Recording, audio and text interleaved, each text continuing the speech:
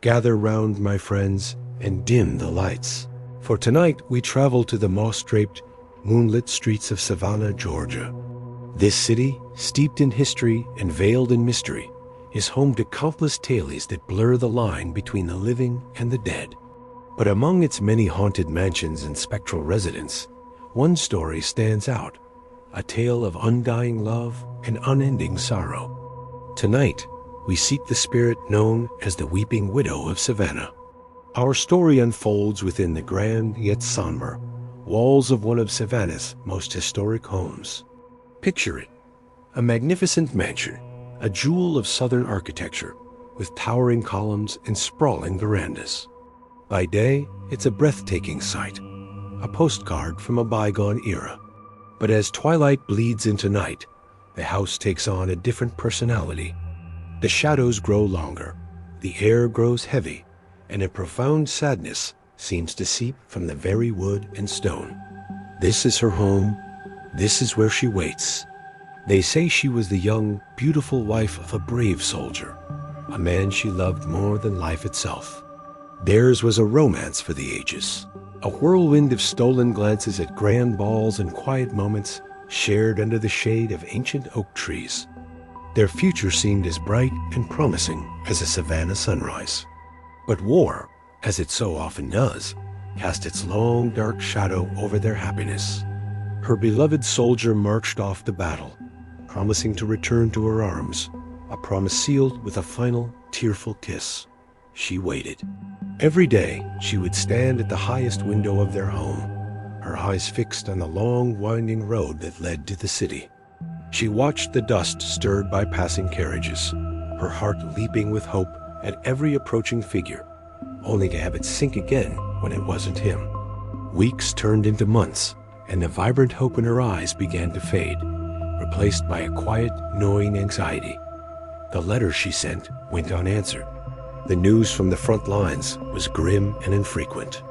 Still, she kept her vigil. Then, the day she had dreaded finally arrived. A messenger, his face etched with sorrow, delivered the devastating news. Her husband had fallen in battle, a hero lost on a distant field. In that moment, her world shattered. The bright colors of her life faded to gray. The mansion that was once filled with laughter and love became a mausoleum of memory, a prison of her grief. Her heart, they say, simply broke, and it never truly mended. Consumed by her loss, the young widow retreated from the world.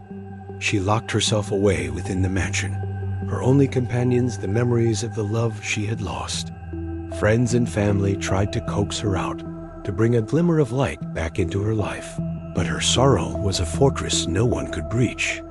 She would spend her days wandering the now empty halls, her hand trailing along the walls as if she could still feel his presence, her nights spent staring out that same window, her vigil now one of mourning rather than hope. It is said that she passed away not long after, her spirit finally succumbing to a broken heart. But even in death, she could not find peace. She could not leave the home she had shared with her beloved, the place where she last saw him, the place where she had promised to wait for his return. Her love was so strong, her grief so profound, that it anchored her soul to the earthly realm, forever binding her to the mansion. And so, the legend of the Weeping Widow was born. Locals and visitors alike began to share stories of strange occurrences within the grand old house. They spoke of a chilling cold that would suddenly descend upon a room, even on the warmest summer night. They reported the faint scent of jasmine, her favorite flower, lingering in hallways where no flowers grew. But the most prominent, the most heartbreaking evidence of her presence is the sound that gives her the name, the Weeping Widow.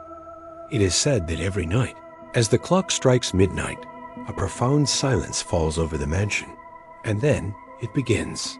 Faintly at first, and growing clearer, the unmistakable sound of a woman sobbing. It's a sound of pure, unadulterated heartbreak, an echo of the grief that consumed her in life. The sobs seem to emanate from the upper floors, often near the very window where she kept her vigil. Over the decades, Countless people have claimed to have heard her tears. Paranormal investigators have set up their equipment, capturing audio recordings of what they believe are her mournful cries.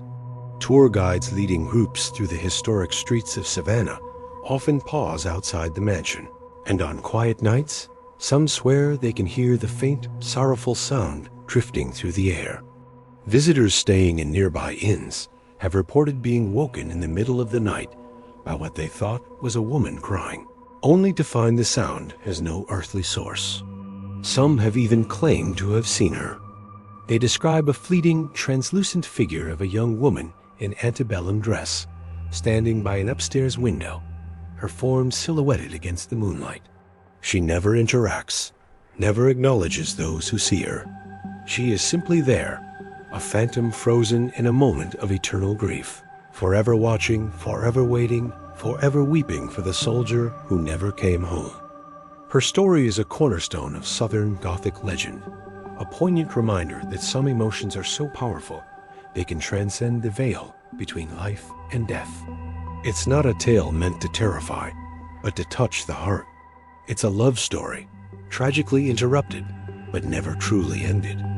She is not a malevolent spirit, but a soul lost in mourning, her spectral tears a nightly tribute to a love that was stronger than war, and even stronger than time itself.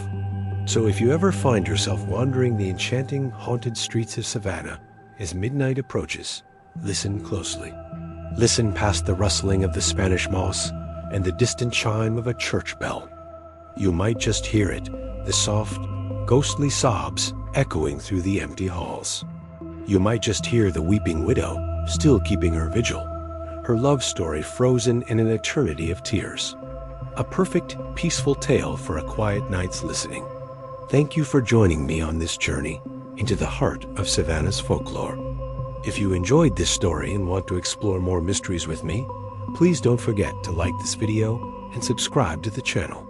It means the world. Until next time, sleep well, if you can.